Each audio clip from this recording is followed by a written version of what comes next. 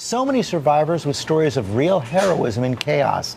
ABC's Cecilia Vega has the latest.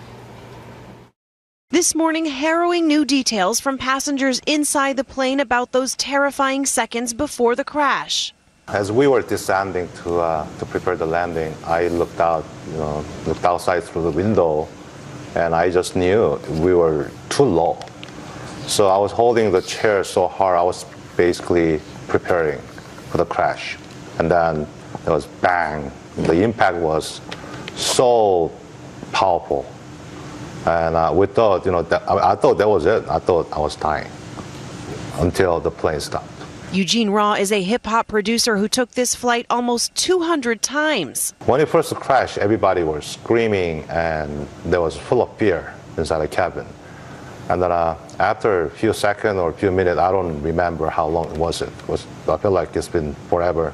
Then finally, when the plane stopped, and there was quite a silence for some time before people start, realizing we are back alive.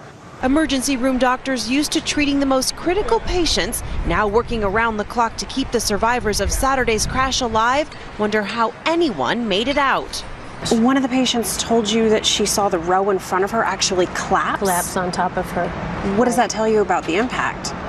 Well, obviously it was a huge impact, right, for a plane to crash, but it broke her sternum, and she's a young person. 51 people still hospitalized, 8 clinging to life in critical condition, one of them a child. We're told their injuries are horrific. That Boeing jumbo jet hit the runway so hard the impact snapped some passengers' spines. Doctors at San Francisco General Hospital say at least 2 people are paralyzed. They had the type of rash that we see if somebody were to take a body and pull it across the cement. So we don't know if they perhaps were dragged and, as part of their injury. As for Eugene Raw, he and his daughter Eunice feel so blessed to be reunited today. I felt like I could breathe because there was a huge time gap between when I heard about the crash and when I actually got in touch with my father.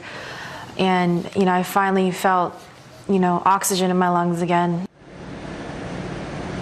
A lot of people feeling very fortunate this morning. Now, among those still being treated here in this hospital, 5 flight attendants being treated for burns. That doctor that I spoke to, the head of the trauma team here at San Francisco General, said, George, for so many of these patients, the road to recovery will be a really, really long one. And those flight attendants did an amazing job. Okay, Cecilia, thanks very much.